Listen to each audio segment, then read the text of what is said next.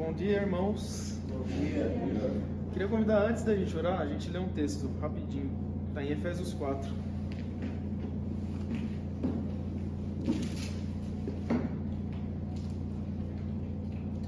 Efésios 4 a partir do 11.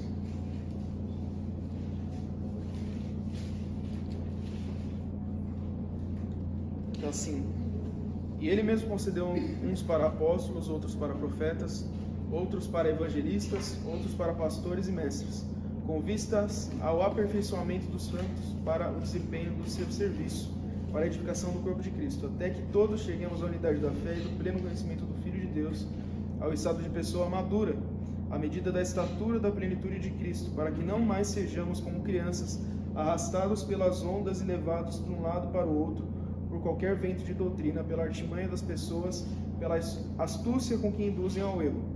Mas seguindo a verdade em amor, cresçamos em tudo naquele que é o cabeça, Cristo, de quem todo o corpo, bem ajustado e consolidado pelo auxílio de todas as juntas, segundo a justa cooperação de cada parte, efetua o seu próprio crescimento para a edificação de si mesmo em amor. Amém? Então vamos orar. Senhor Jesus, muito obrigado porque nós estamos aqui, Senhor Jesus, pela sua graça, para aprender mais do Senhor, Jesus. Muito obrigado porque o Senhor proporcionou esse momento para que a gente esteja mais atento, Senhor Jesus, com tudo aquilo que tem se falado hoje, quantas coisas que são hereges, quantas coisas que têm invadido, Senhor Jesus, têm seduzido o seu povo, Senhor Jesus, para que nós oramos e pedimos para que a gente não seja enganado, Senhor Jesus, para que a gente firme na sua palavra, Senhor Jesus, e a gente se posicione contra essas heresias, contra qualquer coisa que venha se levantar contra a sua verdade, Senhor Jesus.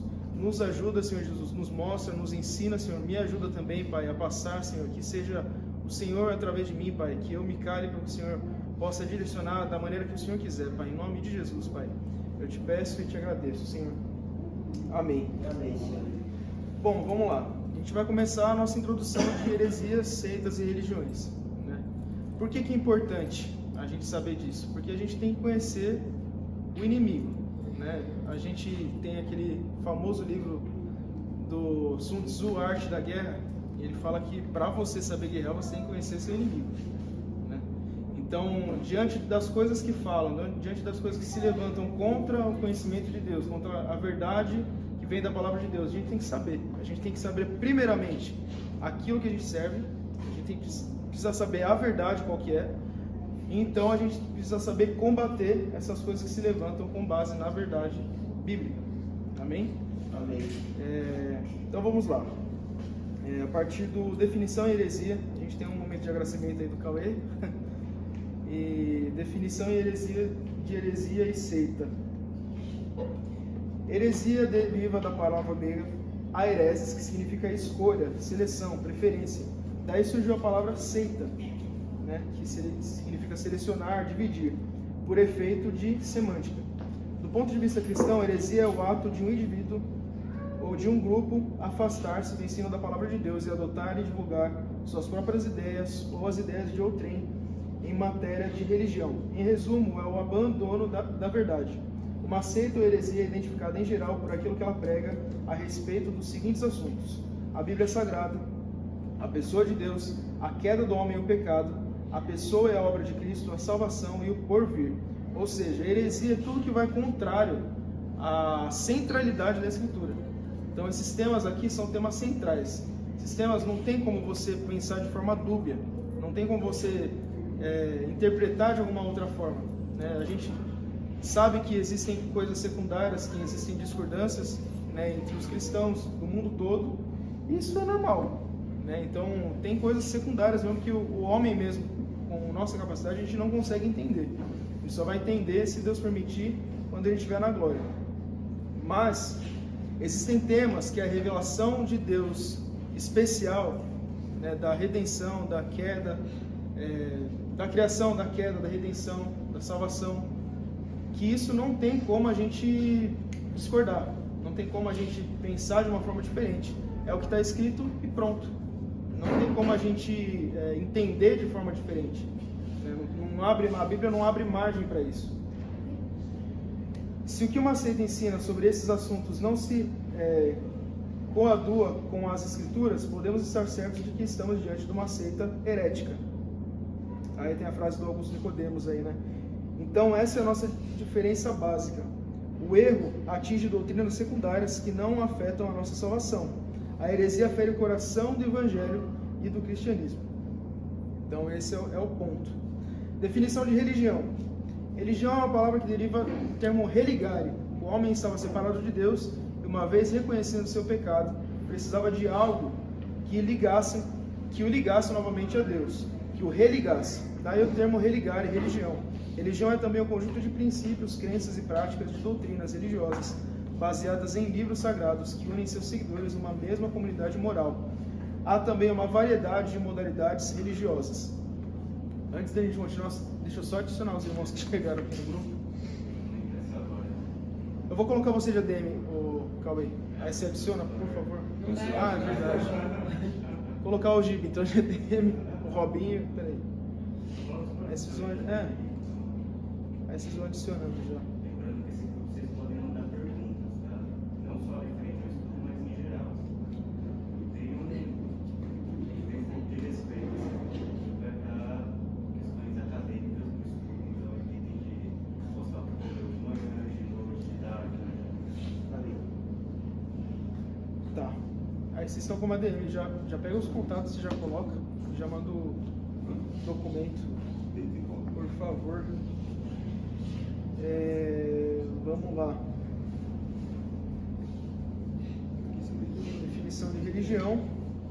Então a gente tem várias formas de religião, né? Antes de continuar, queria falar um negócio sobre religião, né? A gente, ultimamente, né, a gente tem visto com um certo medo da palavra religião, né? Porque a gente associa com algo ruim. Tem esse lado? Tem. Mas a gente tem que interpretar, né? Porque a religião é o que o Cauê colocou aqui no estudo, significa religação, é o religar, né? Então isso é saudável, foi o que Jesus fez por nós. Então a religião é saudável no sentido quando eu entendo de que eu fui reconectado com Deus a partir da obra de Cristo.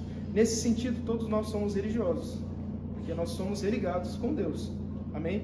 Agora, o lado ruim da palavra religiosa, né? Quando a gente fala de um modo pejorativo, é quando eu falo que por meus méritos, por causa da minha condição, eu me religuei com Deus. Então aí sim a gente entra nessa religiosidade de uma maneira pejorativa, né? Só para tratar dessa terminologia aqui, porque a gente, muitas vezes a gente fala assim, o cara é religioso e a gente não entende muito bem a terminologia do significado da palavra em si, né?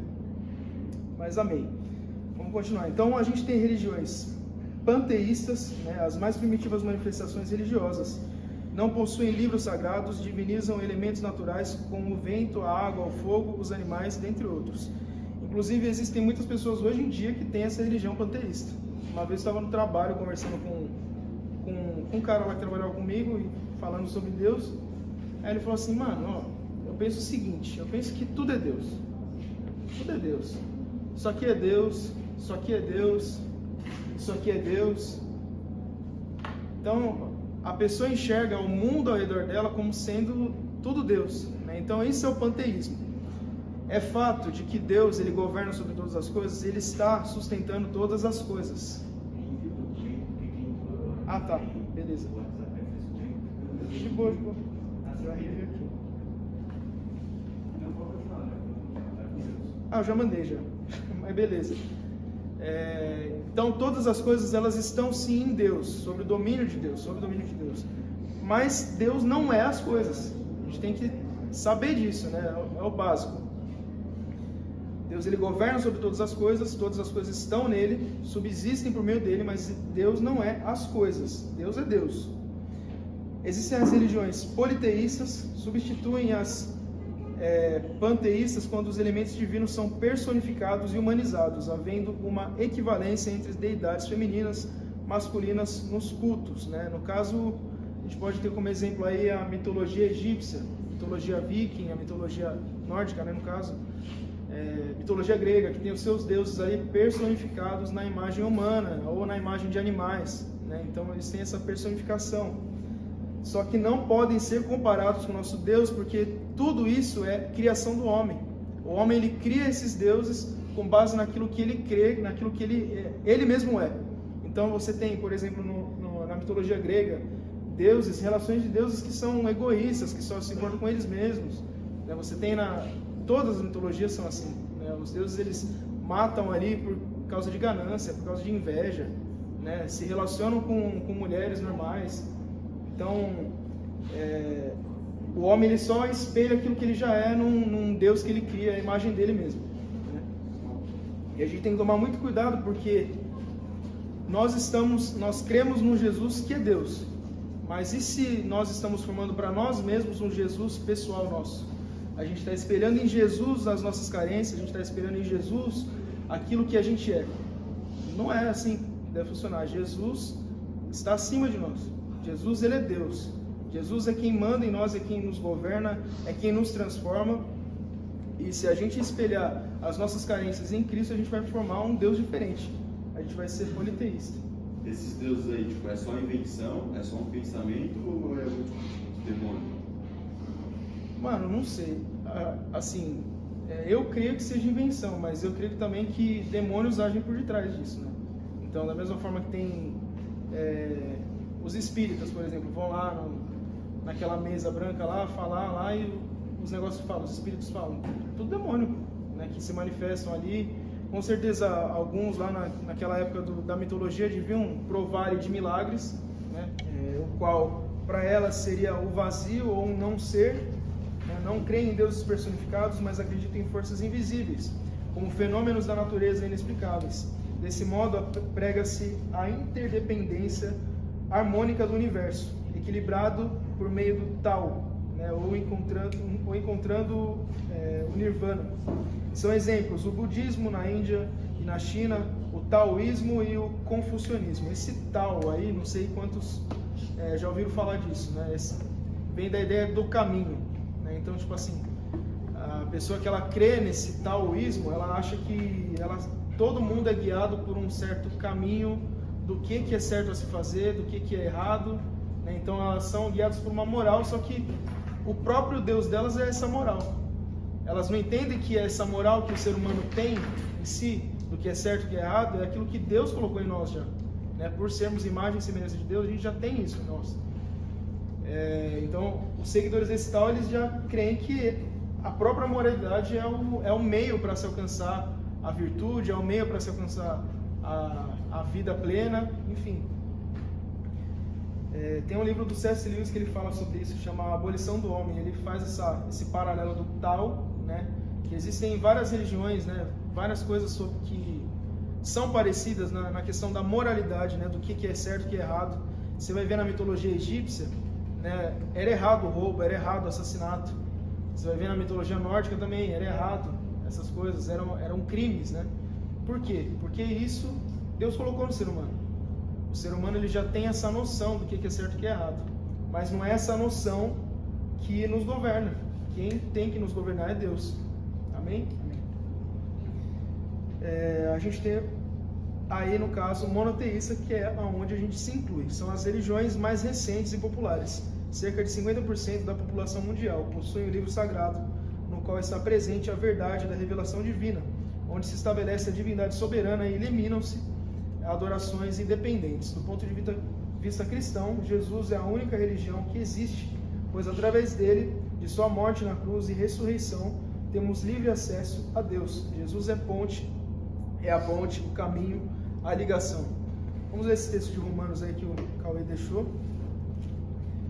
Romanos 1, do 18 ao 23.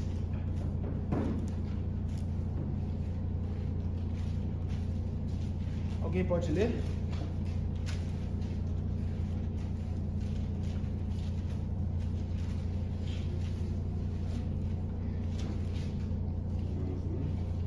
Romanos 1, do 18 ao 23. A ira de Deus se revela do céu contra toda impiedade e injustiça dos seres humanos, que por meio da sua injustiça suprimem a verdade. Pois o que se pode conhecer a respeito de Deus é manifesto entre eles, porque Deus lhes manifestou.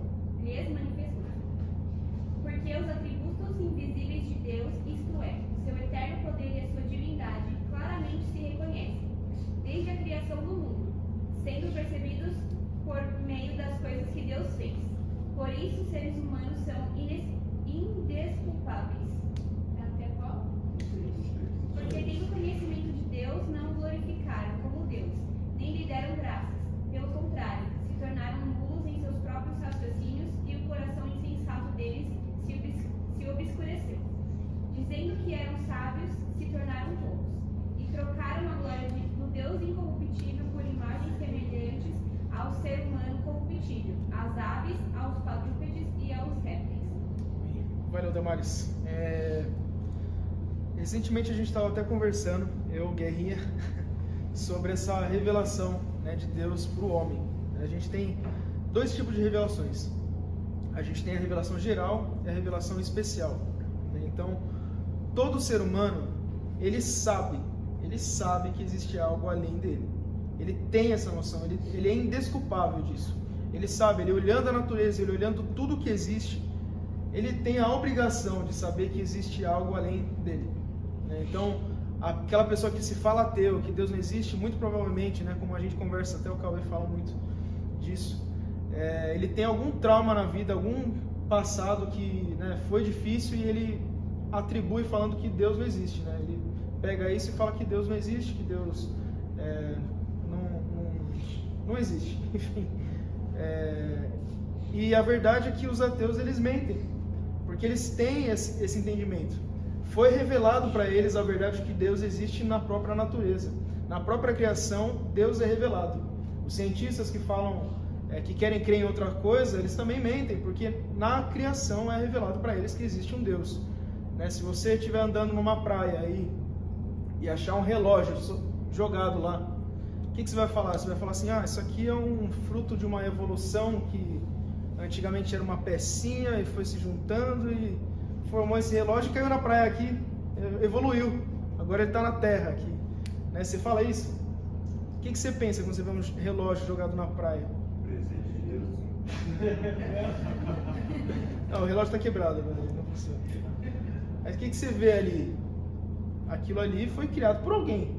Né? Você vê ali a mecânica ali, você vê tudo tem sentido ali, tem uma lógica embutida ali no negócio, o negócio funciona, né? Não nesse caso porque ele está quebrado. Mas você vê ali que tem uma organização ali, né? Não é uma bagunça, é organizado. Você fala assim, isso aqui foi criado por um ser humano e, sei lá, calhou de estar aqui. Mas ele foi criado por alguém. Da mesma forma a natureza, quando você vê a ordenação das coisas, a sistematização das coisas, como é tudo organizado, tudo certinho, tudo milimetricamente calculado, né? Cauê, se você puder me ajudar aí, a questão do Sol e da Terra aí, como é que funciona? Que é coisa de milímetros, que se fosse um pouco mais próximo ou mais longe... Se a Terra estivesse no milímetro mais perto do Sol, a vida não existiria. Se ela estivesse no milímetro mais para trás, ela não existiria. Se Júpiter estivesse um milímetro para trás, a Terra seria bombardeada por Miguel. Se ele estivesse um milímetro para frente, a Terra seria envolvida pela gravidade. A mesma coisa com a temperatura, a mesma coisa com a gravidade. Você tem noção que a gravidade é milimetricamente ajustada. Se a gravidade fosse 0,01% mais forte do que é, não existia o universo. Se ela fosse 0,01% mais fraca do que é, não existia o universo, porque não existia a formação de planetas e de sóis. Então, assim, tudo é milimetricamente ajustado. E a respeito disso de ateísmo, o que o André está falando é que ateu não se nasce, ateu se torna. Perfeito. Então, a pessoa se torna ateu porque ela sufoca dentro do coração dela essa revelação de Deus. E essa revelação de Deus é dada a todos porque Deus deu. Deus deu isso. Então a gente não pode olhar, por exemplo, como já coitado dos ímpios, não. Os ímpios são indesculpáveis. Todos somos indesculpáveis. Porque temos ciência, tanto observando a natureza quanto nós mesmos, que existe um Deus. Então o ateísmo nasce dessa vontade do mundo, de sufocar Deus, de sufocar essa revelação de Deus, de tomar para si o trono de Deus que não pertence. Então, é por isso que todos são indesculpáveis, é por isso que a pregação do Evangelho é fundamental, porque sem ela não tem salvação. Isso aí. Oi, mas por exemplo, os índios, eles são indesculpáveis, mas eles têm fé em alguma coisa, eles creem que alguma coisa criou tudo, só não é a imagem de Deus que a gente crê.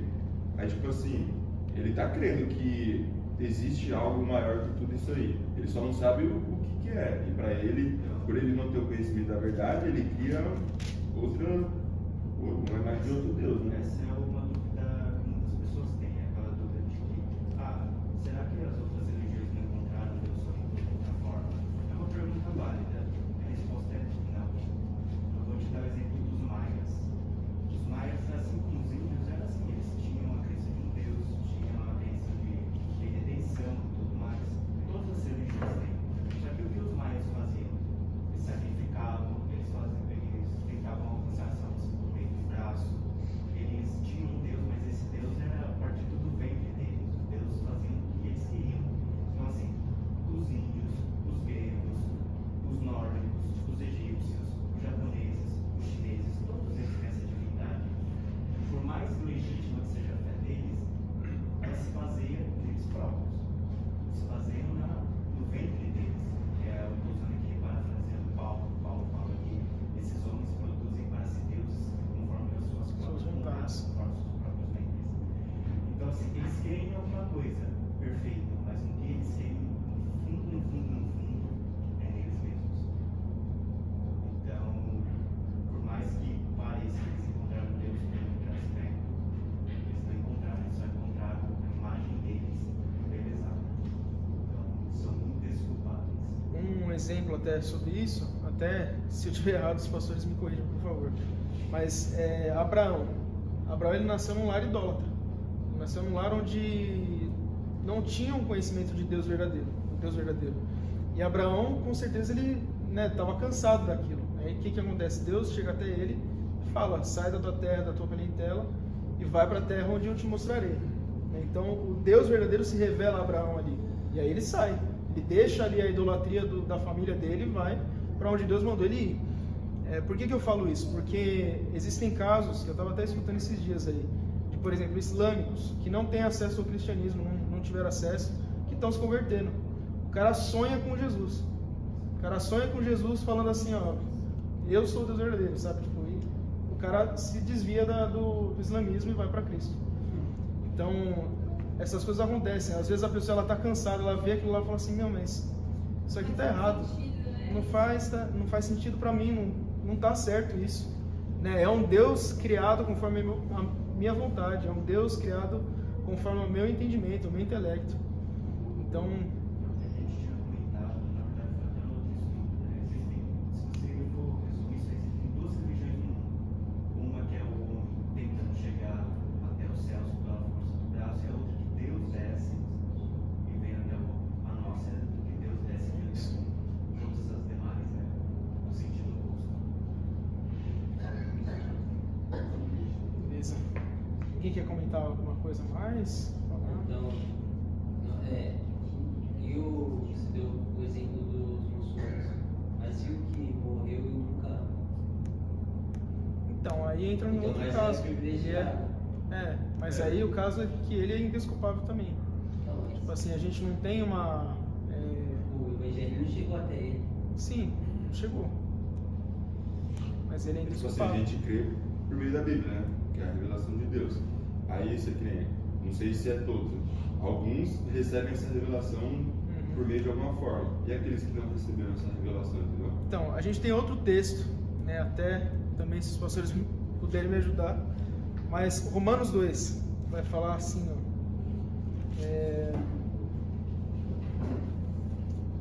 A partir do...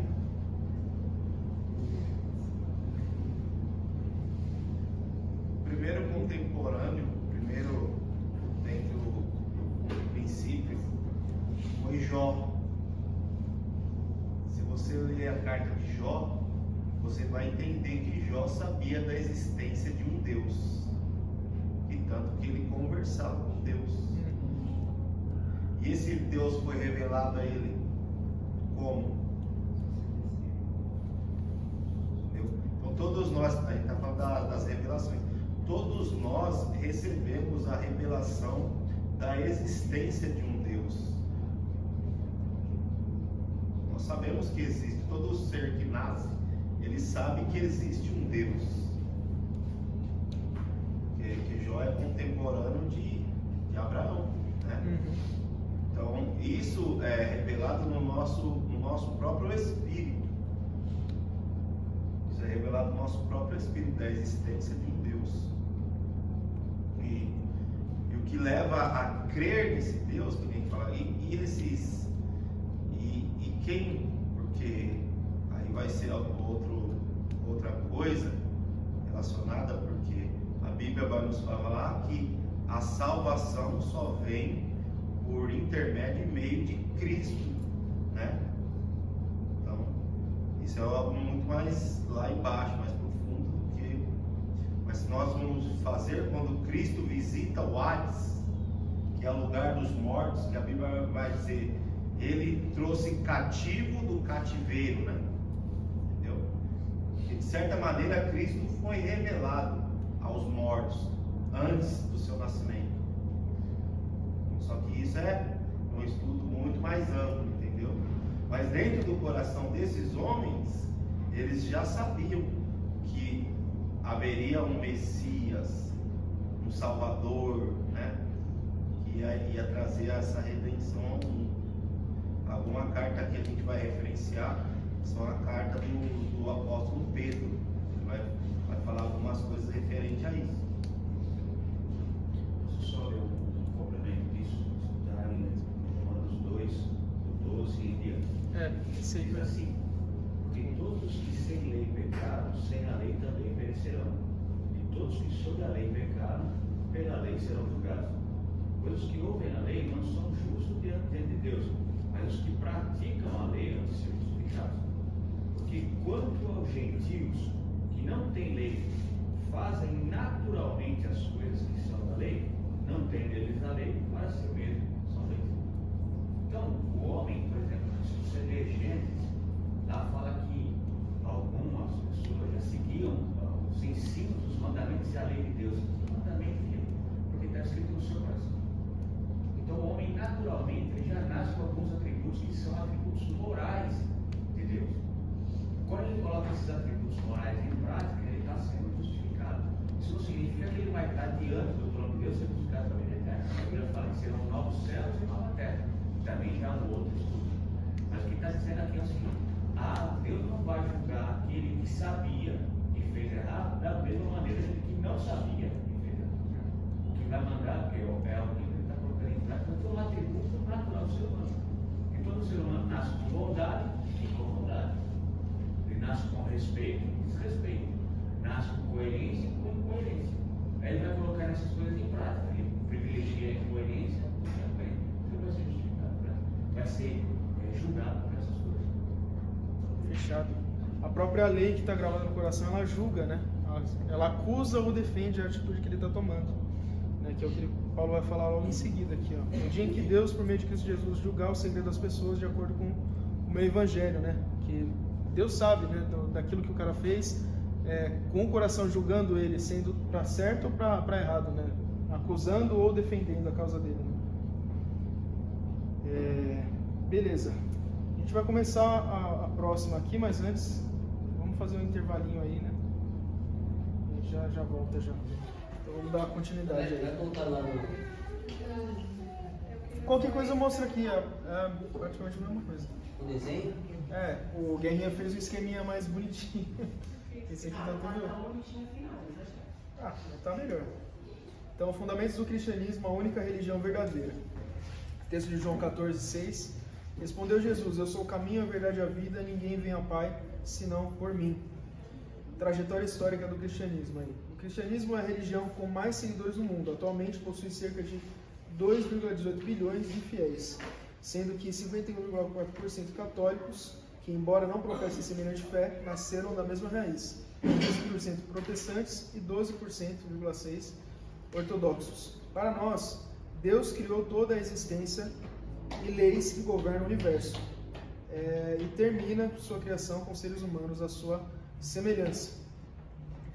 Hebreus 11:3, né? Pela fé entendemos que o universo foi formado pela palavra de Deus, de modo que aquilo que se vê não eu buguei aqui. De modo que o que se vê não foi feito do que é visível, né? Foi feito do invisível. Nossa história começa com Jesus de Nazaré, nascido judeu, que viveu na Palestina quando a sua cidade estava sob controle do Império Romano.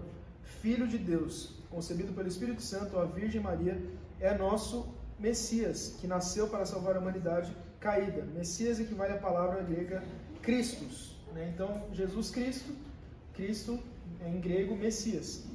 A mesma palavra, o mesmo significado. Por isso ficou conhecido como Jesus Cristo. Aí o texto de Lucas 1, do 30 ao 35, se alguém quiser ler. Mas o anjo lhe disse: Não tenha medo, Maria, você foi agraciada por Deus. Você ficará grávida e dará à luz um filho, e lhe porá o nome de Jesus. Ele será grande e será chamado Filho do Altíssimo. O Senhor Deus lhe dará o trono do seu pai Davi, e ele reinará para sempre sobre o povo de Jacó. Seu reino jamais terá fim. Perguntou Maria ao anjo: Como acontecerá isso, se sou virgem? O anjo respondeu: O Espírito Santo virá sobre você, e o poder do Altíssimo a cobrirá com a sua sombra. Assim, aquele que há de nascer será chamado Santo, Filho de Deus. Se quiser ler o Isaías 9 também, Samuel.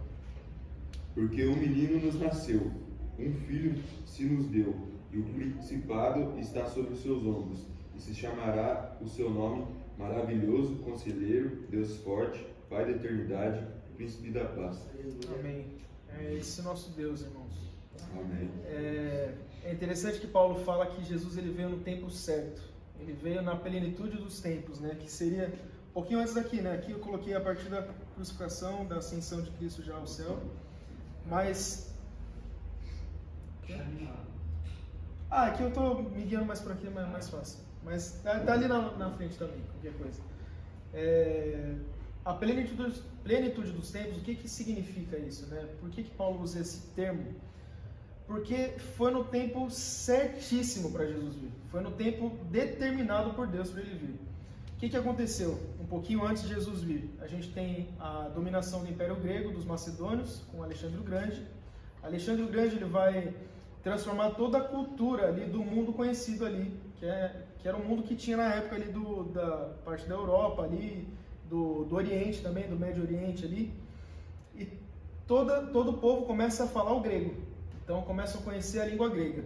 A gente tem um ponto ali em comum, onde o povo sabe falar grego, e a cultura helênica também, que é a cultura grega também, vai passar para o mundo todo.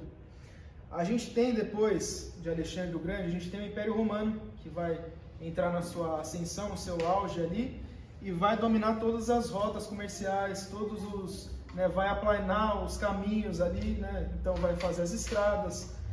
E isso deixa o cenário perfeito para o Messias vir. Porque o que acontece depois que Jesus morre e ressuscita? A sua igreja fica com a missão, com a comissão de pregar o Evangelho. A gente tem uma cultura favorável, que todo mundo se comunica. A gente tem uma língua que é falada por todos, que é o grego. A gente tem o Império Romano, que já estabeleceu as leis ali de uma forma geral, e as estradas também. O Evangelho ele vai ser disseminado por comerciantes, eles vão falar ali, então muitas vezes eles ouvem a respeito de Cristo, eles vão fazer comércio em outra cidade, outra região, e eles creem em Cristo agora, então eles vão passar adiante essa mensagem, e aí para aqueles outros que eles vão passar a mensagem, eles também vão passar para outros, e assim foi indo, assim foi crescendo, e assim foi disseminando. Então Deus ele teve o plano, o propósito perfeito de fazer com que Jesus venha no momento certo, né? Isso é maravilhoso, você vê Deus agindo diante da história, né? Por isso que eu fiz nesse mapinha aqui, tentei fazer esse panorama histórico, essa linha do tempo, né? Para a gente conseguir entender um pouco mais as questões aqui. Aqui em cima eu coloquei as heresias, as religiões, né? As seitas que foram surgindo ao longo desse período. Aqui embaixo tentei colocar o período mais ou menos dos acontecimentos ali históricos. E aqui embaixo a era aqui da igreja, né? Do que acontecia na igreja, no mundo aí nesse período. Antes de entrar aqui, vamos continuar nesse texto, mas daqui a pouco eu já vou para cá já. Para nós cristãos, Jesus foi mais que um grande profeta.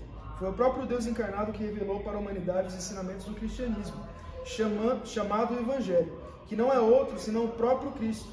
Foi denunciado por religiosos judeus por blasfemar ao dizer que ele era filho de Deus. Por isso foi entregue aos romanos, depois morto e crucificado. Isaías 53, alguém gostaria de ler?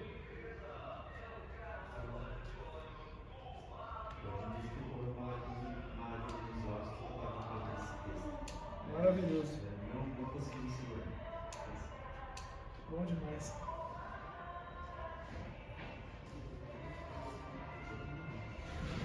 Isaías 53, do 4 ao 11.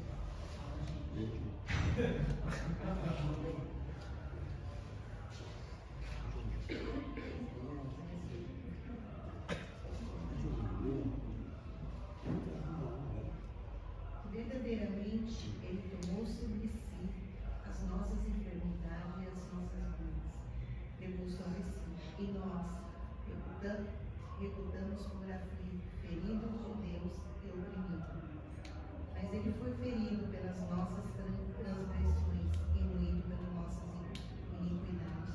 O castigo que nos trouxe a paz estava sobre Ele, e pelas suas pisaduras fomos sarados. Todos nós andamos desgarrados como ovelhas, cada um se desviava pelo seu caminho, mas o Senhor fez cair sobre ele a iniquidade de nós todos. Ele foi oprimido, mas não abriu a boca, como um cordeiro foi levado ao matadouro, como ovelha muda perante os seus tosquiadores. Ele não abriu a boca. Da opressão e do juízo foi tirado. E quem contará o tempo da sua vida? Porquanto foi cortado da terra dos viventes, e pela transgressão do meu povo foi ele atingido. E puseram a sua sepultura com os ímpios e com o rico, na sua morte, porquanto nunca fez injustiça, nem houve engano na sua boca. Todavia, ao Senhor agradou comoê-lo, fazê-lo enfermar, quando a sua alma se puser por expiação do pecado, verá a sua posteridade, prolongará os dias, e o prazer do Senhor prosperará na sua mão. O trabalho da sua alma ele verá e ficará satisfeito. Com o seu conhecimento, o meu servo, o justo, justificará a muitos, porque a iniquidade deles levará sobre si. Glória a Deus. Glória a Deus. Obrigada, Jesus.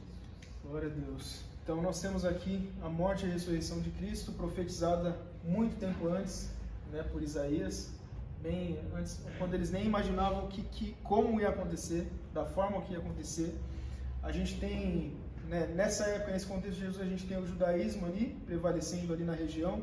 Jesus era judeu também, né, e a gente tem as facções judaicas, né, as seitas, né, as divisões ali entre os judeus. A gente tem os fariseus, que são, acho que, o principal combate ali contra Cristo. Os saduceus também chegaram a indagar Jesus ali sobre a ressurreição dos mortos, né, porque eles não criam na ressurreição dos mortos. A principal diferença entre os fariseus e os saduceus era essa. Os fariseus, eles criam na ressurreição dos mortos no final de tudo. Os saduceus, eles já não criam, eles falavam que morreu, acabou, não tem ressurreição nenhuma. E os essênios, que eles eram judeus que estavam aguardando o Messias, só que eles eram isolados. Eles se reuniam em cavernas, ficavam lá por tempos lá, e eles não se misturavam muito com o povo, né? Por isso que a gente nem tem muito relato deles, tanto na Bíblia quanto em outros livros, outros registros. Então essas três facções eram as principais aí do judaísmo, essas três vertentes aí, e Jesus não era de nenhuma delas, tá? Jesus era judeu porque ele nasceu da tribo de Judá, ele nasceu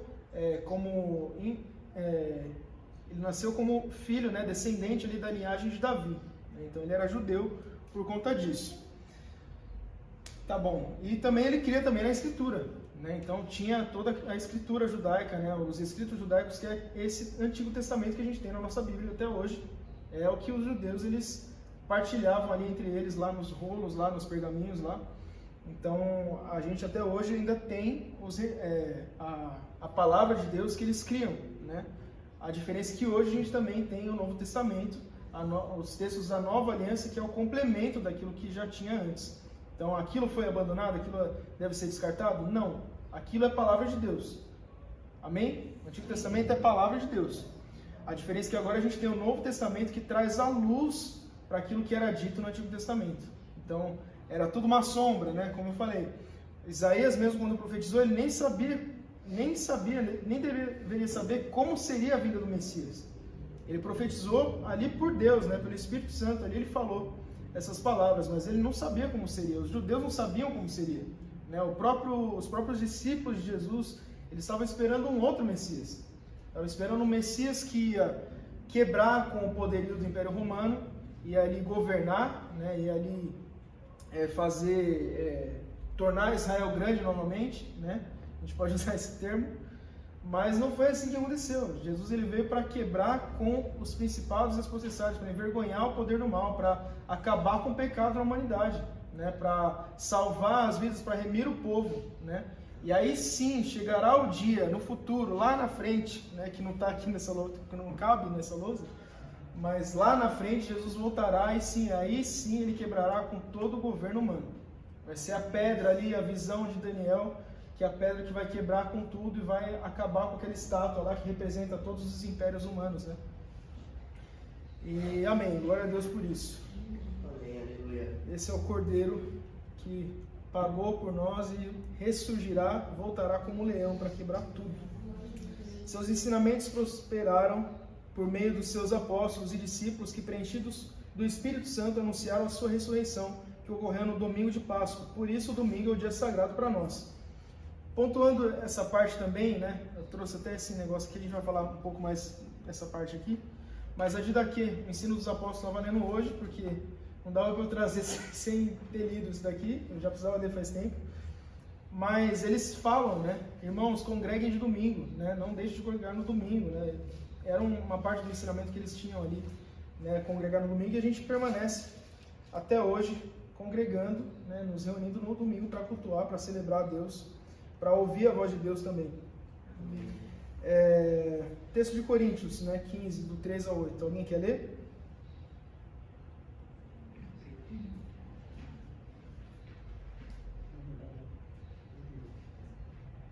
Pois o que primeiramente lhe transmiti foi o que recebi. Que Cristo morreu pelos nossos pecados, segundo as Escrituras. Foi sepultado e ressuscitou ao terceiro dia, segundo as Escrituras. E apareceu a Pedro e depois aos 12. Depois disso, apareceu a mais de 500 irmãos, de uma só vez, a maioria dos quais ainda vivem, embora alguns já tenham adormecido. Depois apareceu a Tiago, e então a todos os apóstolos, e depois destes apareceu também a mim, como a um que nasceu fora do tempo. Amém. Ao longo do século I, muitos cristãos tinham a esperança de que o Messias Jesus voltaria em breve. Acreditavam na iminência da parúzia. É uma palavra grega que significa vinda. E nos séculos 2 e 3 começaram a se organizar de forma estável. A crença numa segunda vinda de Cristo fez que, a princípio, os cristãos não organizassem um sistema estável de líderes ou sacerdotes, como havia no Templo de Jerusalém ou nas religiões grega e romana. Os primeiros cristãos tiveram certa variedade de representantes, entre os quais se destacavam os apóstolos, que iam de um lugar a outro comunicando o evangelho e lançando os fundamentos do cristianismo na nova aliança. Além deles, tinha papel relevante os diáconos, os anciãos, os bispos, os doutores e os profetas. A partir do século II, o bispo, nome derivado de episcopos, né, que em grego significa supervisor, adquiriu relevância entre os cristãos, já que com a parúzia demorável foi necessário que se organizassem as igrejas, palavra que também vem do grego eclésia, que significa assembleia, e se ordenassem as comunidades cristãs. A importância social que os cristãos iam adquirindo fica demonstrada com os bispos. Eles terminaram assumindo poderes civis, como distribuir justiça, além de transmitir as crenças e a prática cristã. Eles eram encarregados de organizar a igreja. Atualmente, os bispos são líderes de comunidades cristãs católicas. Os primeiros séculos do cristianismo se caracterizaram por uma grande quantidade de grupos que apresentavam diferentes interpretações de figura de Jesus e do Evangelho, sendo alguns pensamentos heréticos. Alguns pensavam, por exemplo, que Jesus era um ser humano, ainda que especial. Outros, sem dúvida, consideravam que ele era Deus. Outros ainda acreditavam que as duas naturezas, humana e divina, habitavam nele. Essas diferenças escondiam muitas vezes enfrentamentos entre grupos e pessoas.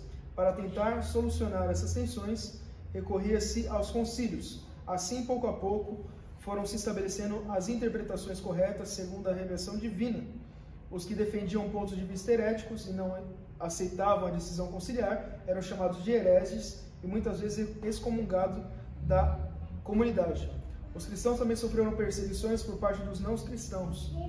As mais sangrentas foram ordenadas por imperadores romanos como Nero, Décio e Diocleciano.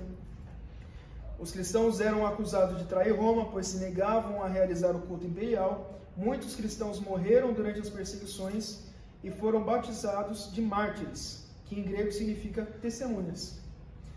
Porém, apesar das perseguições, o cristianismo foi se espalhando e ganhando seguidores em todo o mundo romano. No século IV, era o grupo religioso mais ativo e organizado. O cristianismo foi ganhando seguidores nas cidades do Império, em princípios no século IV. André? Oi. Só uma parte, acho que é importante dizer por que os cristãos não se curvavam ante os imperadores romanos. Por que eu estou falando isso? Porque há uma certa confusão nessa deliberação. Eles não estavam deixando de reconhecer a autoridade política ou a autoridade constituída, não era isso. Porque muitas vezes usa esse argumento para dizer, eu não vou respeitar tal político, tal pessoa, tal isso. Não é isso. O problema é que o imperador romano, ele assumia o cargo de deidade diante daquele que eles comandavam. Então ele era o representante de um Deus, entre parênteses. Então quando o cristão falava que não se curvava ante o imperador, ele não estava se curvando ante a um Deus, porque ele reconhecia que somente Jesus, ou o Deus verdadeiro, é quem era digno de receber essa homenagem, digamos assim, né? Então eles respeitavam o cargo do imperador, eles respeitavam a hierarquia do imperador, somente não respeitavam a posição assumida por ele, que é de ser um Deus. Tá? Isso é importante.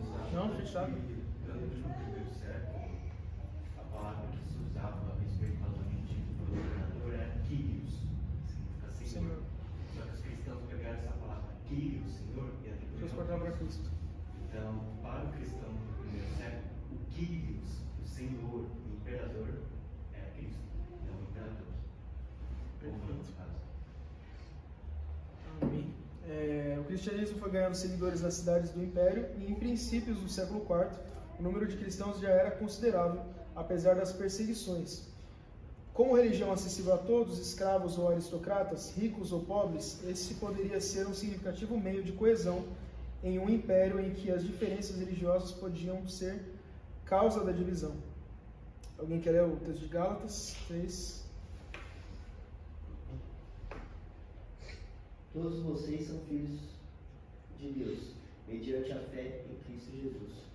Pois os que em Cristo foram batizados de Cristo se revestiram.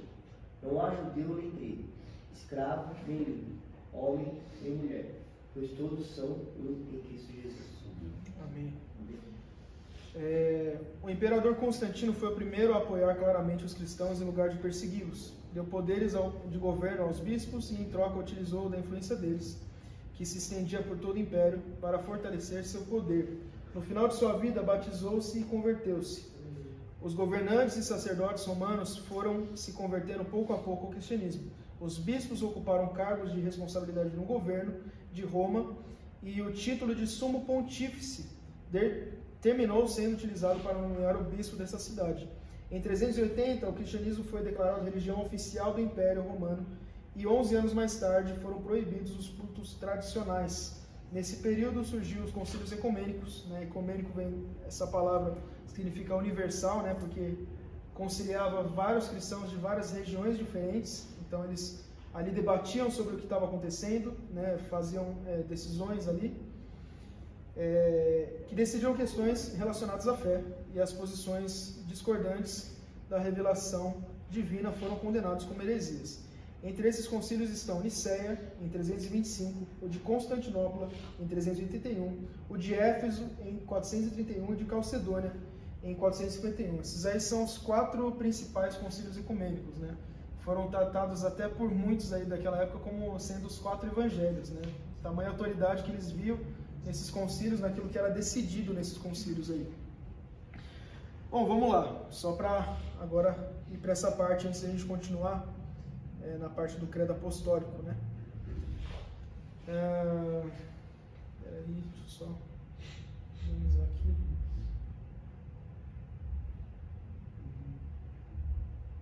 Tá, beleza. Então a gente tem a morte e a ressurreição de Cristo, a ascensão, né? E a gente tem em 51 a primeira coisa que acontece.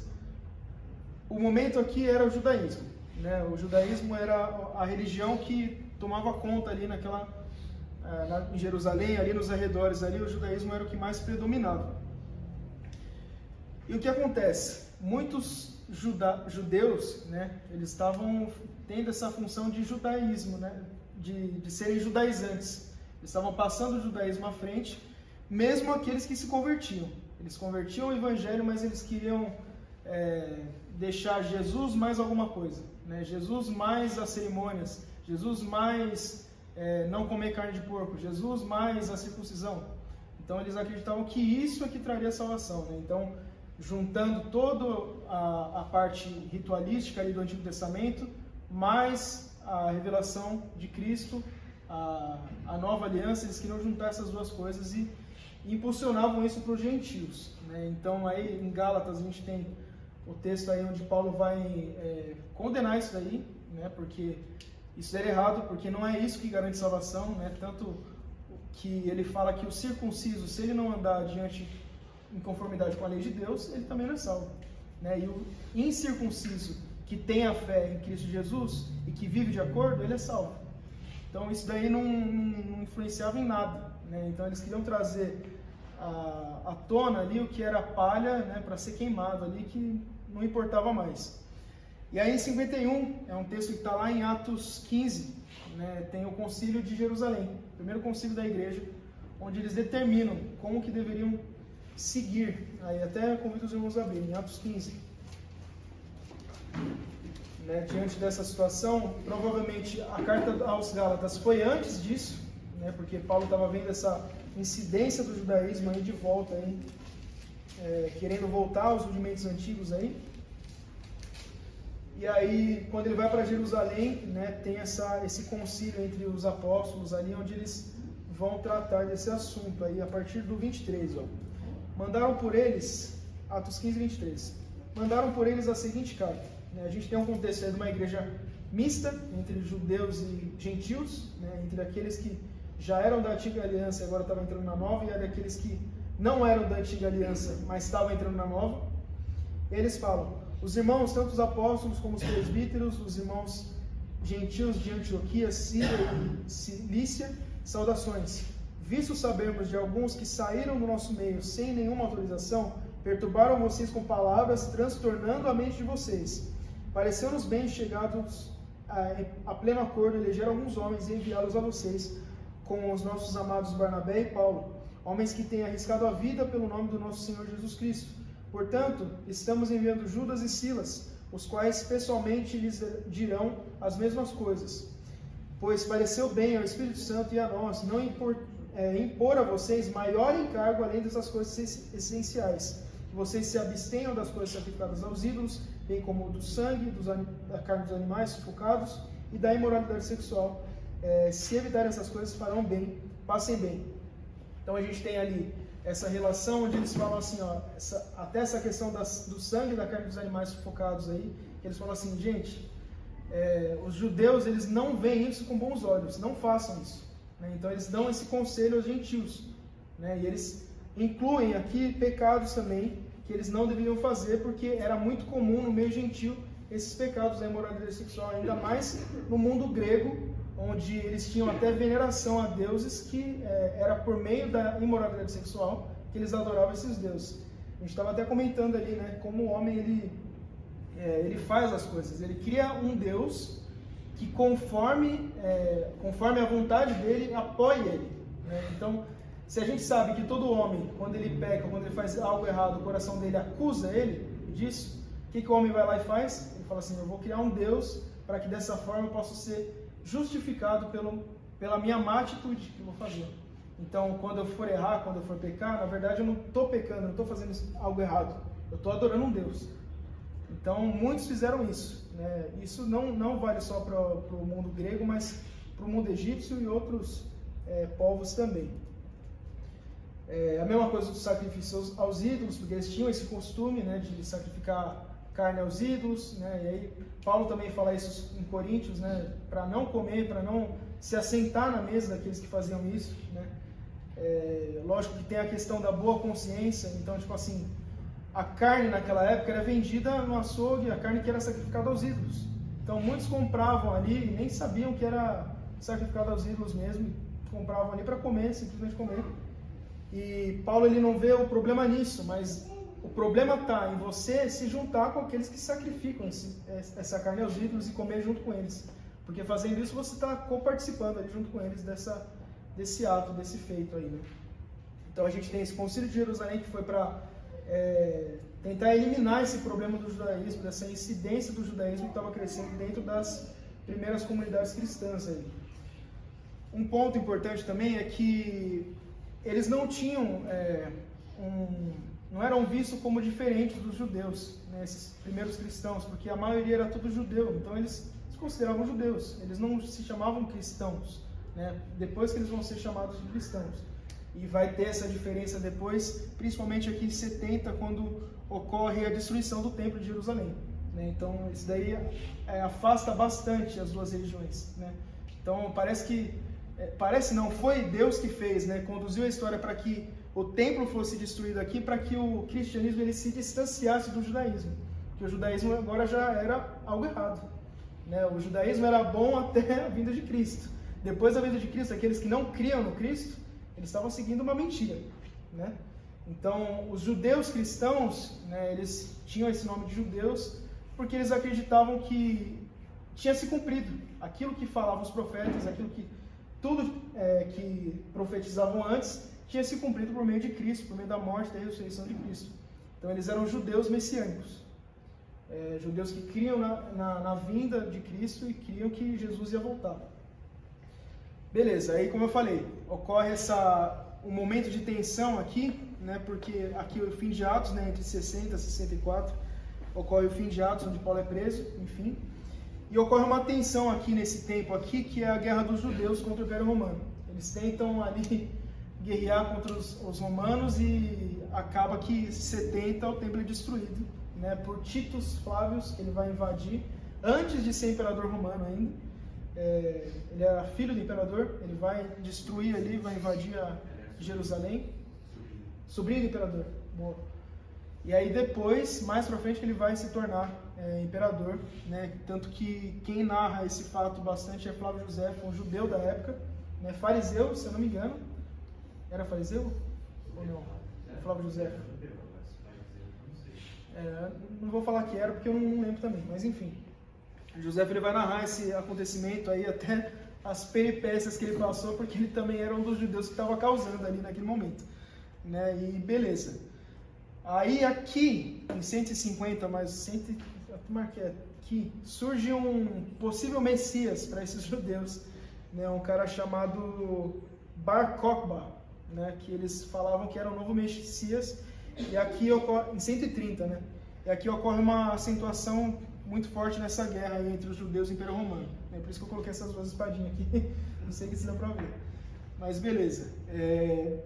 Aqui embaixo eu deixei o período dos mártires, porque desde até de antes ali o povo cristão ele sofreu perseguição por parte dos judeus, né? Então eles morriam, né, apedrejados, como no caso de Estevão, né, que é narrado aqui em Atos.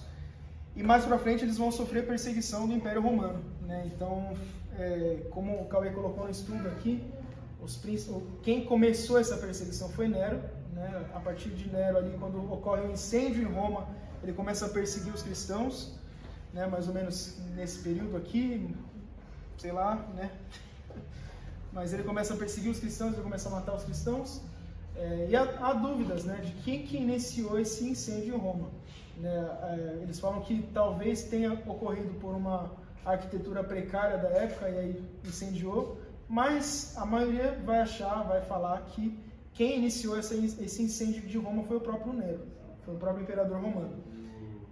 Só fazendo alguma coisa da história, né, ele tinha um problema psicológico, ele, além de ser narcisista, ele tinha certos problemas com psicopatia e etc.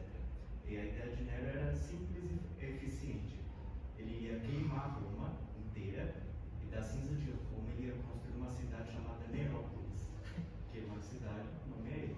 Então ele queimou a cidade e para o povo não se revoltar contra ele, ele colocou a culpa nos cristãos, que era a maioridade naquela época e era um povo que era meio que visto com maus olhos pelo povo romano. Então ele coloca em si Roma, culpa os cristãos, tudo isso para construir a cidade dele, Nerópolis. Perfeito. E beleza. Aí eu coloquei aqui, separei algumas coisas, alguns conceitos aqui, que, irmãos, isso aqui é muito introdutório, tá? Aconselho até depois vocês, sei lá, tirarem uma foto, até do que o Guerrinha fez ali, né, para pesquisarem depois, né? Irem atrás de, conhecerem mesmo, estudarem sobre isso aqui, porque tem muita riqueza no meio disso aqui. Mas então, a gente tem a era patrística aqui, entre aqui mais ou menos 70 aqui, até 440 e pouco, não lembro ao certo, mas a era patrística, o que significa? A era dos pais da igreja, né? Então a era daqueles primeiros cristãos que guardavam a fé e estavam ali organizando as coisas, como o Cauê colocou ali, os bispos ali, né, os arcebispos ali que cuidavam ali das situações, né? Então a gente tem a era dos pais apostólicos, que são a geração posterior, logo em seguida dos apóstolos. A gente tem exemplos como Irineu de Lyon, né, Orígenes, Justino de Roma também, que ele vai debater até com algumas dessas heresias, que a gente já vai entrar nesse ponto. Mas Irineu de Lyon é importante a gente ressaltar porque ele debate com essa primeira heresia aqui, logo após o judaísmo, que é o gnosticismo. O gnosticismo foi uma heresia que surgiu ali no século II, que foi muito prejudicial para a igreja no começo, né? Então ela era associada a Marcião. Quem fundou esse pensamento, essa heresia, foi Marcião, basicamente. Qual que era essa heresia? A heresia ensinava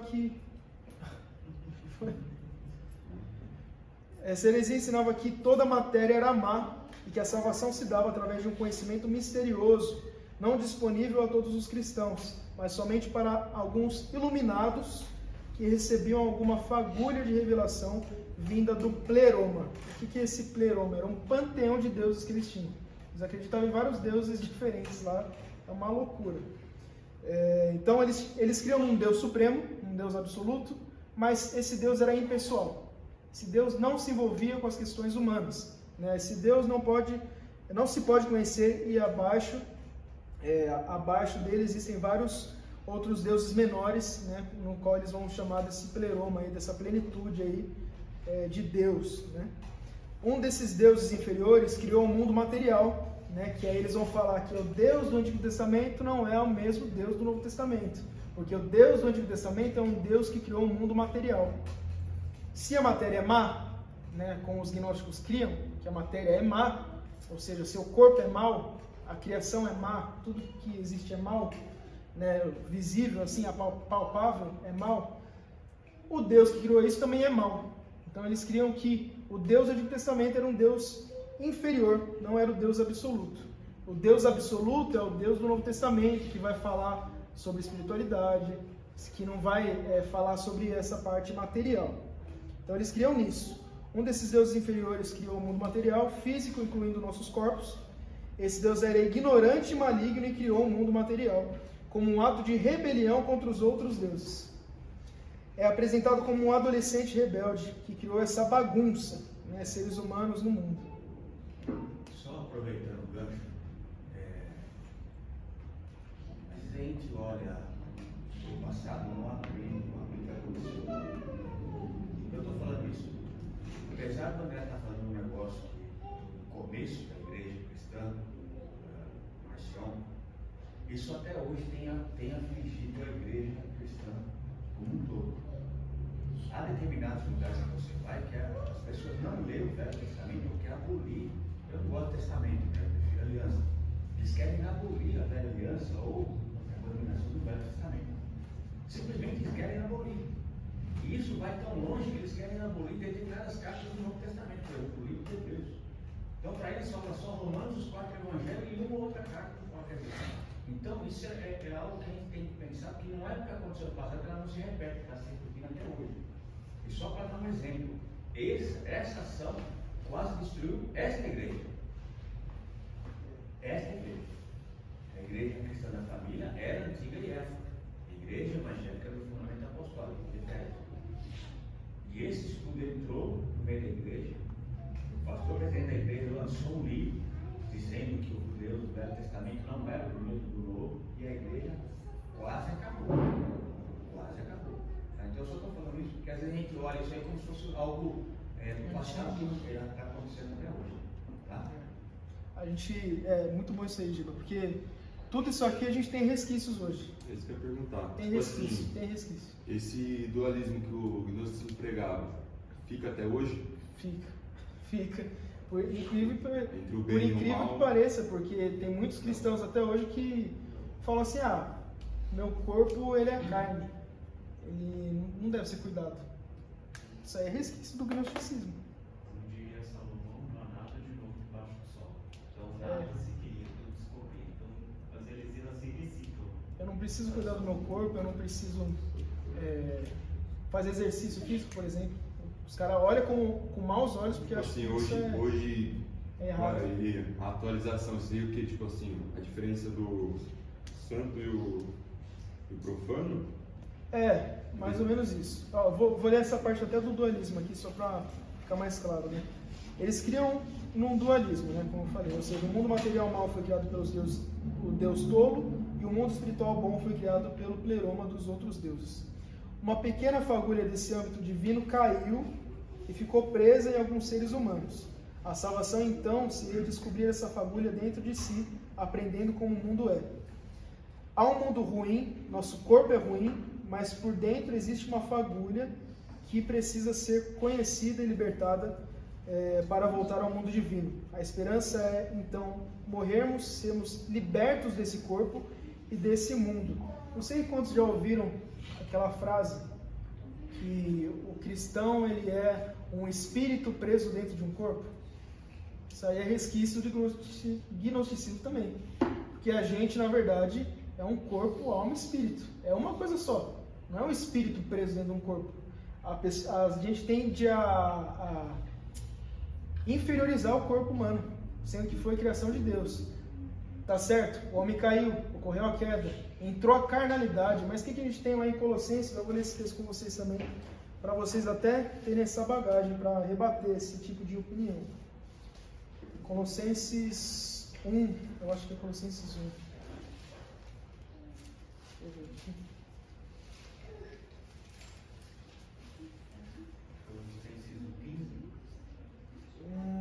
Deixa eu ver, da circuncisão. Peraí. Não é esse não, Cauê. Peraí. Mas é aqui por aqui.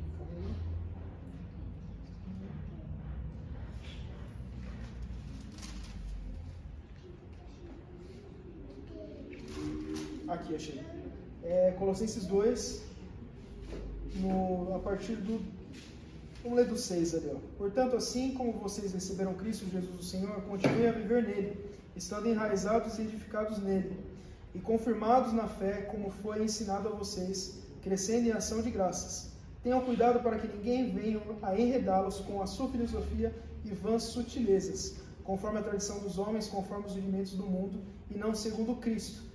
Só para apontar um negócio aqui, Colossenses estava passando por um momento onde possivelmente, né, não era gnosticismo ainda, mas poderia ser uma forma primitiva ali de gnosticismo, né? Estava entrando ali junto com o judaísmo dentro da igreja. Porque nele habita corporalmente, já começa falando do corpo aqui, toda a plenitude da divindade. Ou seja, em Cristo, corporalmente, habita a divindade. Também nele vocês receberam a plenitude. Ele é o cabeça de todo o principado e potestade. Neles vocês foram circuncidados, não com uma circuncisão feita por mãos humanas, mas pela remoção do corpo da carne. Ou seja, a remoção do corpo, aquilo que Deus criou da carne, ocorre essa separação, a carne, a carnalidade, separa em Cristo Jesus. Então, tem essa diferenciação de corpo e carne, né? Então, a gente é um corpo feito de carne, né? Lógico, mas a carne, aquela parte da corrupção do corpo, é separada em Cristo. Então, a gente tem que entender isso, que é a circuncisão de Cristo, tendo sido sepultados juntamente com Ele no batismo, no qual vocês também foram ressuscitados por meio da fé no poder de Deus, que o ressuscitou dentre os mortos. Irmãos, quando a gente ressuscitar, a gente vai ressuscitar com o corpo glorificado, ou seja, a corrupção vai sair, ela vai ser consumida pela incorruptibilidade. Então, a gente tem que entender isso. O nosso corpo foi criado por Deus, o nosso corpo ele é santo. Amém? Então, não deem ouvidos a esse tipo de coisa que fala que o corpo ele é miserável, ele é um lixo, ele não presta e coisas afins. O mundo material é perverso porque a redenção de Cristo, ela alcançou primeiro o homem, mas a redenção de Cristo vai alcançar o mundo inteiro um dia. Vai alcançar o universo inteiro um dia. Ela é geral, é a redenção geral de todas as coisas em Cristo Jesus. A gente não canta, já não há mais nada que a Ele não pertence, em tudo existe graça, contemos sim. Então Cristo, Ele virá para governar sobre todas as coisas, tudo será dele, já é dele. Né? Contexto histórico aí da época, né, do gnosticismo. Nessa época muitas pessoas sofriam com pobreza, doenças, perseguição, perseguição, mártires, aqui ó, mesma época.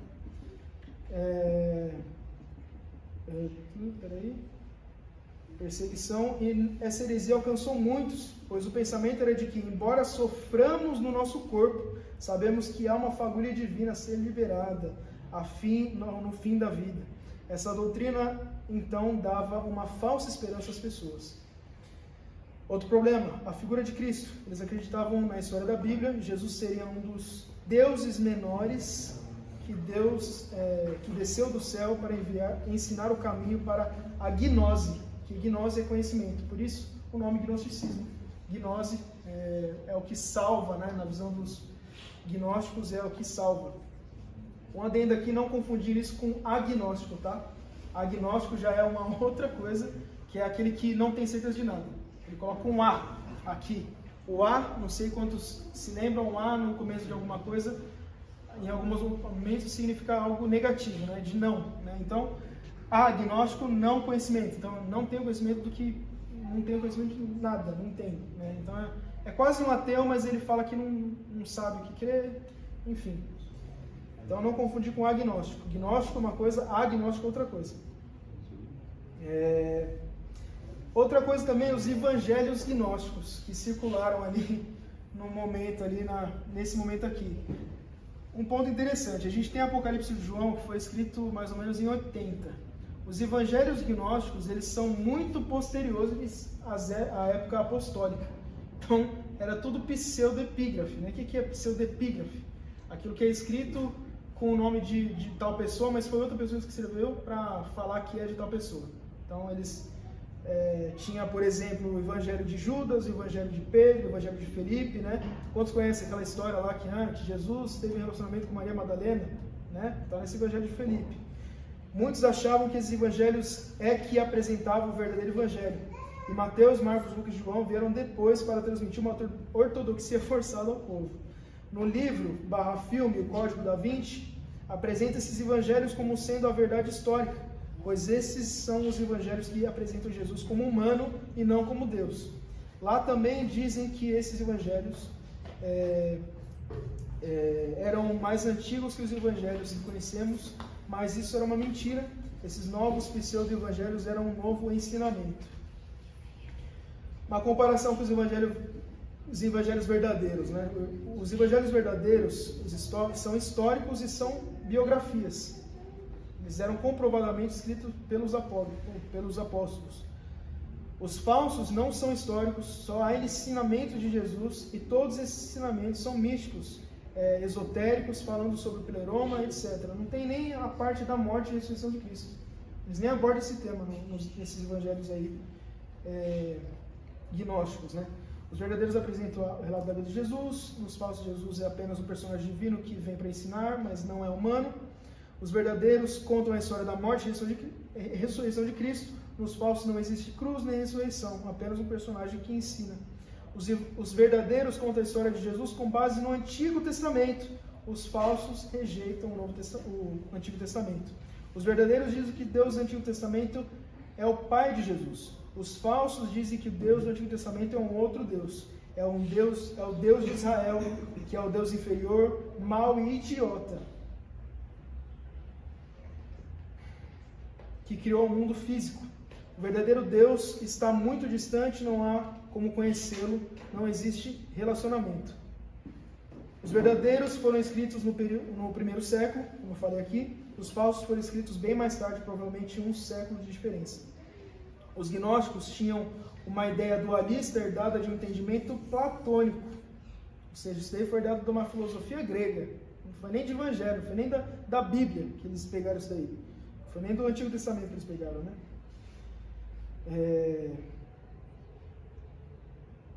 Platônico, o âmbito que se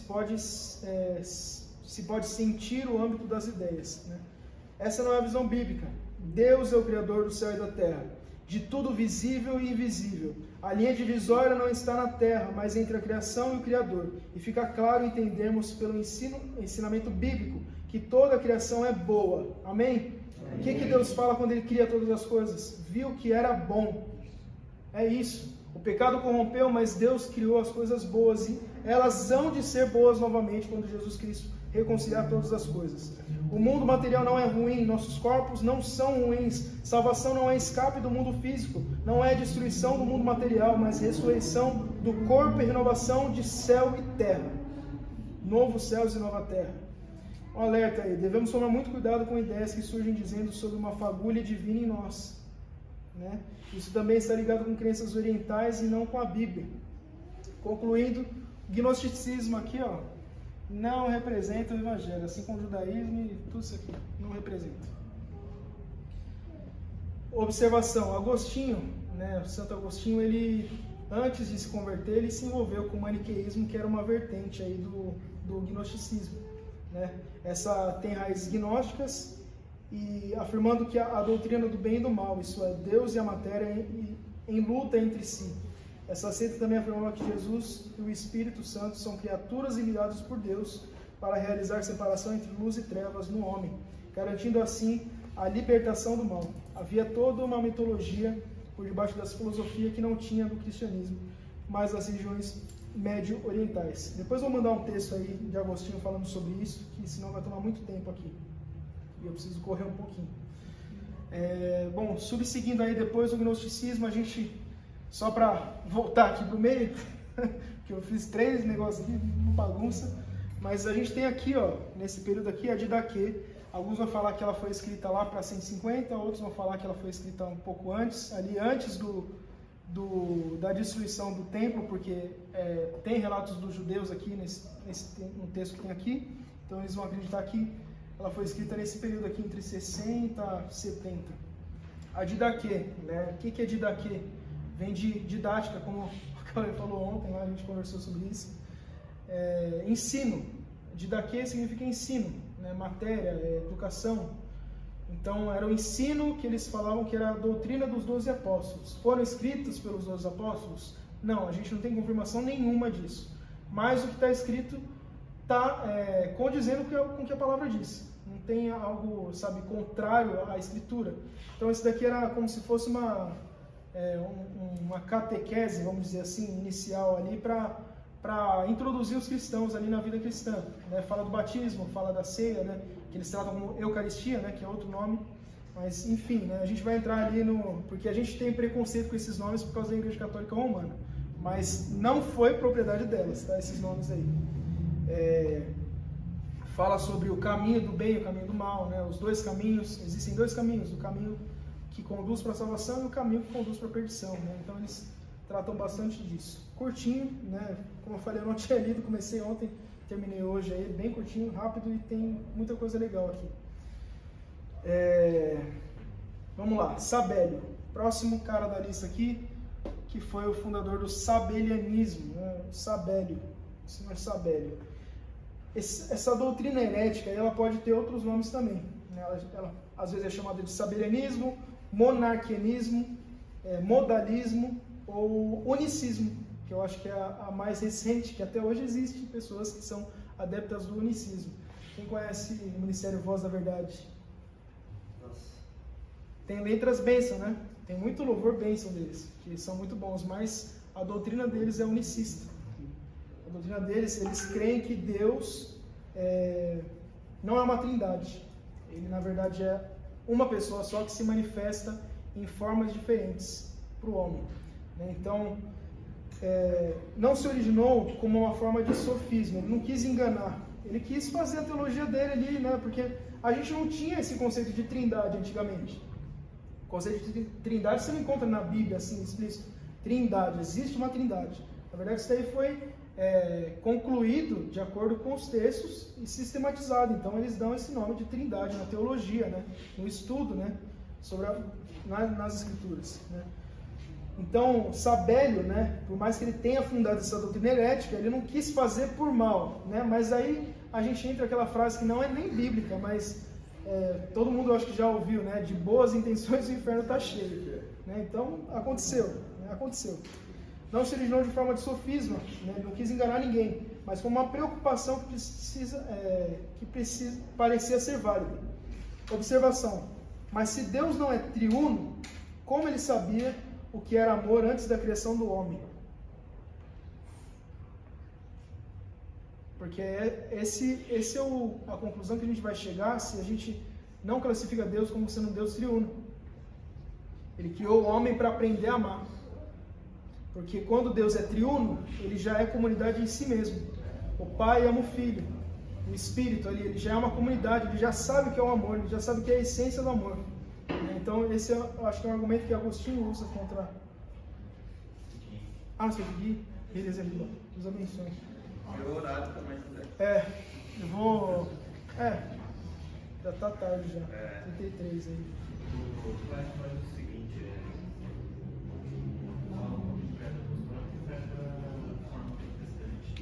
Amém. Fechou. Bom, sabelianismo, então, negava a trindade. Ebionismo, docetismo. Depois, irmãos, procurem acerca disso. Os irmãos vão falar.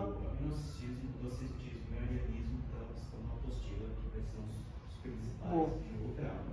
E aí o macedonianismo aqui, depois a Igreja Católica Romana também, o islamismo que vai surgir. E amém, vamos lá, procurador apostólico. E você continua semana que vem, entendeu? Pode ser. Isso vai ser Melhor, falar. porque senão vai estender muito. É, Porque vai dar... sim. Não, eu acho que se Não, e é se legal falar você agora, falar vai falar muito corrido, né? Entendeu? É coisa Beleza. que é legal pra gente saber, que ninguém nunca fala. Vocês querem- Não é vocês coisa querem que fala na entender. igreja. Porque a próxima aula seria sobre as heresias a respeito de Cristo, se eu não me engano. Vocês querem que dividamos Embora. essa aula em parte 2? Melhor. Continuar a história da igreja, falar por cima dessas heresias? Por mim pode ser dividido de parte 2, porque eu acho que é legal de se aprofundar nisso aí. Demorou? Porque, por exemplo, na apostila a respeito de Cristo tem o docetismo e tem o arianismo. E a respeito sobre a vida cristã tem o gnosticismo. Só que o sabelianismo e o quionismo eu coloquei porque são coisas mais, vão um pouco mais longe. Mas se você quiser dividir a parte 2, você fala. Vamos dividir a parte 2? Pela graça de Deus. Fechou então. Melhor. Fechou, gente? Assim ele não fica correndo, né? Porque senão vai ficar muito jogado assim. Não funciona. Não? Não faz barulho? É que eu enxergo de novo, eu sou cego. Tá quebrado. Falta de óculos, filho. Acho que é? Mexe aí. Você quebrou. E... Teodósio? Isso mesmo. Consta? É Constantino, eu coloquei Consta, é Constantino. Pode Que intimidade que é essa? Consta. Consta. Que isso? Então, Que era mais curto para escrever. Então, dia 28. Senhor Consta. Temos a parte 2 da história do cristianismo, que é a nossa história. Amém. Amém, Senhor Jesus. Muito obrigado porque o Senhor é que faz todas as coisas, Pai. Senhor Jesus, que a gente possa combater, Senhor Jesus, qualquer tipo de heresia que venha se levantar contra a sua igreja, Senhor Jesus. Dê-nos, Senhor Jesus, as armas necessárias, Senhor Jesus, para isso que estão encontradas na sua palavra, Senhor Jesus. Que a gente possa focar na sua palavra e pregar a verdade sempre, Senhor. Em nome de Jesus, que isso fique no nosso coração, Pai. Nos conduz em casa em segurança, Pai. Na semana que vem, que a gente possa aprender mais ainda, Pai. Em nome de Jesus. Amém. Amém.